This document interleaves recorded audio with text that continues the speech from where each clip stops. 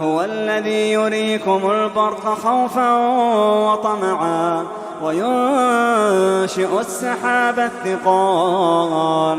ويسبح الرعد بحمده والملائكة من خيفته ويرسل الصواعق فيصيب بها من يشاء وهم يجادلون في الله وهو شديد المحال له دعوة الحق والذين يدعون من دونه لا يستجيبون لهم بشيء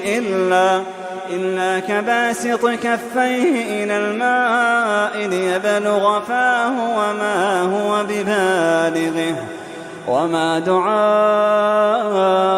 الكافرين إلا في ضلال.